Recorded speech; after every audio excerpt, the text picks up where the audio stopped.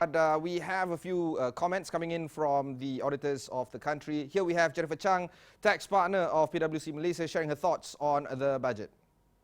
So windfall tax is basically a levy on a specific industry where economic activity has basically expanded and probably a lot of revenue has been earned.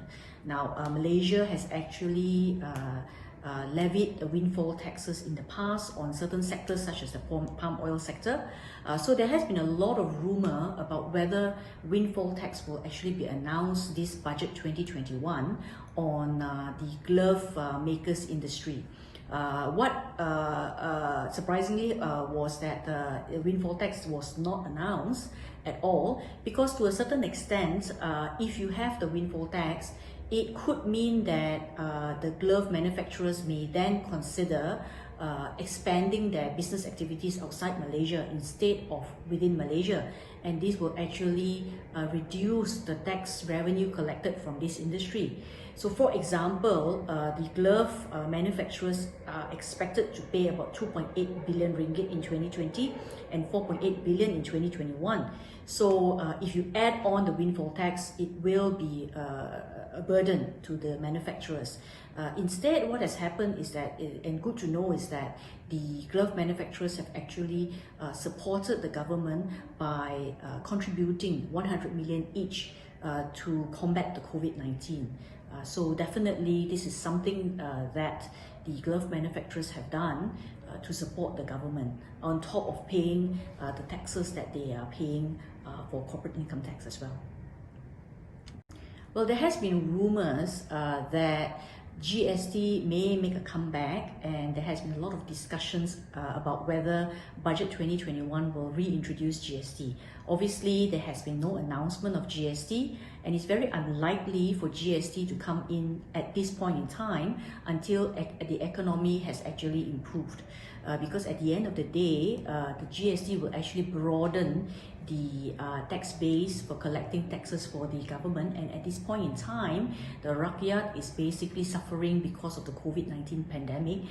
People have lost jobs, and so to a certain extent, what the government has done is correct in putting more funds into the rakyat's pocket through the Prihatin packages, as well as the ability to withdraw money from EPF and help them to tide over this difficult period.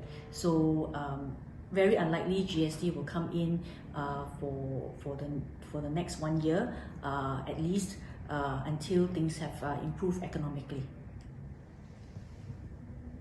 Manufacturers are also given incentives up to December 2022 of a tax rate of between 0% to 10%, and this has also been extended to services sector. I think this is a very welcome incentive because it's trying to put Malaysia on the map and in trying to promote Malaysia as a hub for various multinationals to locate themselves in Malaysia, and hopefully this will create more jobs and activities in Malaysia. Interesting to note, of course, is that many people were wondering whether GST will be reintroduced, and that was not announced. Instead, the cigarettes industry, sin taxes, it will be considered as taxable goods in all duty-free islands, and there will be excise duty of 10% on devices for all types of electronic and non-electronic products as well. All in all, it is a budget that has actually taken into account of various sectors economically as well as the rakyat, a lot of initiatives, and hopefully this will actually support Malaysia to recover from the COVID-19 pandemic. Some of the other comments that have been coming in is from Deloitte Malaysia. Here's Theresa Goh, tax partner over there, sharing her thoughts on the matter. Yeah, as we know, foreign direct investments, or FDIs as we call it for short, is very important to developing countries like Malaysia. It has helped us a lot in the past to help spur our economic growth and also to provide employment opportunities. This is a very tough year for us because of the pandemic, and because of that, I think FDIs will really play a very important role for us this year. But looking at FDIs for Malaysia, where are we? In the last 2 years, the UNCTAD report says that FDIs into Malaysia has been on the decline for the last 2 years. And even for the first half of this year, only 30% of total investments are from FDIs. So, and from what I hear, there are not that many new applications that we have received. So what's happening? Is our incentive not attractive enough compared to our neighbors? Our tax rates not competitive enough? As we know, we are at 24%. Indonesia is higher than us at 25%, but they've just recently announced that their tax rate will be reduced from 25 to 22 next year, and from 22 down to 20% by 2023. So Vietnam and Thailand are already at 20%. So how competitive can we be? I mean, of course, there are other factors that need to be taken into consideration as well. But this is the situation that Malaysia is in.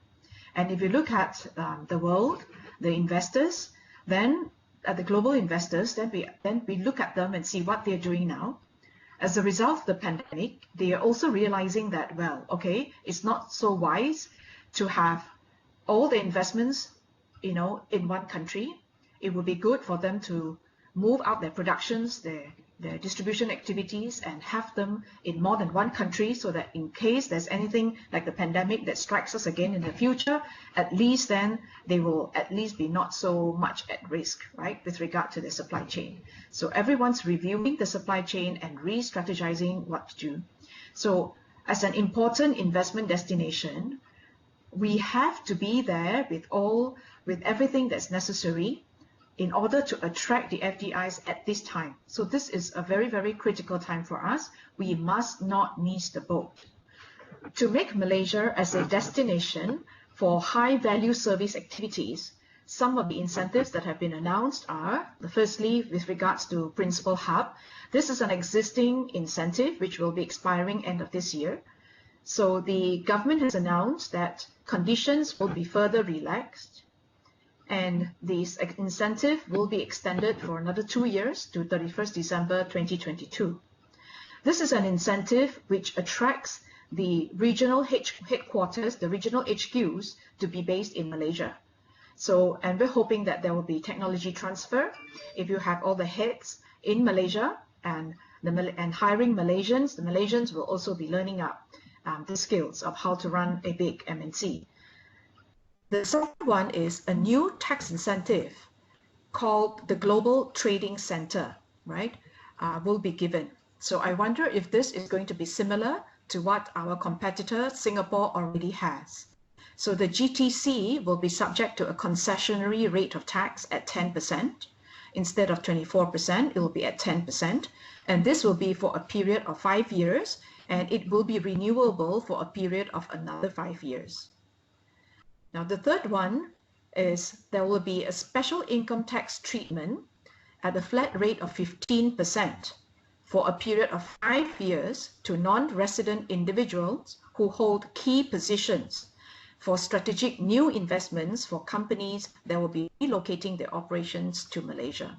So for new companies that will be relocating their operations to Malaysia, the expatriates who are holding key positions will be subject to tax only at 15%. Of course, we have a number of questions here. Will this only be for new companies, new investments that are going to be starting up?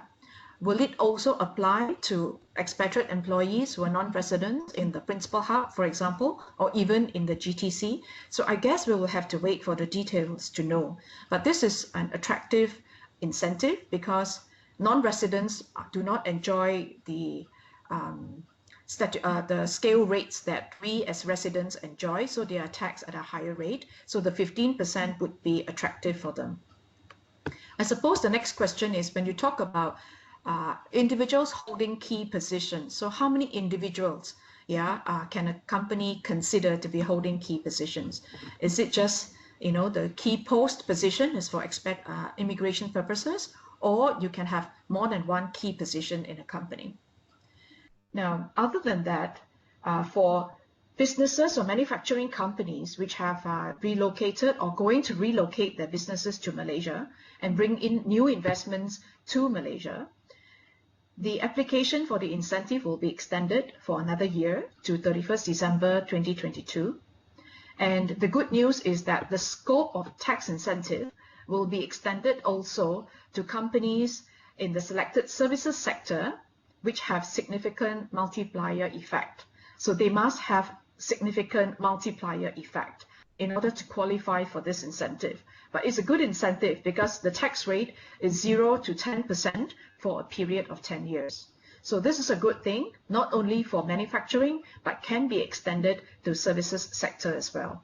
The other one that has been announced is actually on R&D. So a number of incentives have been announced for R&D.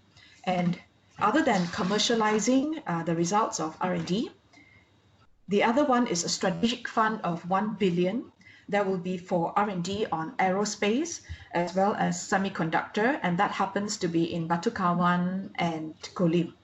So that is a very welcome initiative as well, incentive as well. Now, I think one of the comments that have been received is that our incentive package is not comprehensive enough, not attractive enough, not modern enough to excite or attract foreign investors today. So we have been calling for the incentives framework to be revamped, and the call has been there for many, many years now. And even in last year's budget, it was mentioned that this will be released sometime in January 2021. So I'm glad to hear that they have not abandoned this, because a lot of work has been put in by the tax committees and so on. So what has been announced is that this comprehensive study is still underway, to look at the existing tax incentive structure and to come up with a more competitive, transparent, and more attractive tax incentive framework. And this is supposed to be out hopefully soon, next year. And while waiting for this to be out, the existing tax incentives that will be expiring this year will be extended until 2022. And the extension includes tax incentives for MRO activities for aerospace. Don't know whether it's still relevant today. Building and repair of ships, bio-nexus status, and economic corridor developments. So hopefully, the new tax incentive structure will have more exciting, more competitive incentives, that will be able to help us to attract FDIs once again. For now, thanks very much for watching. I'm signing off.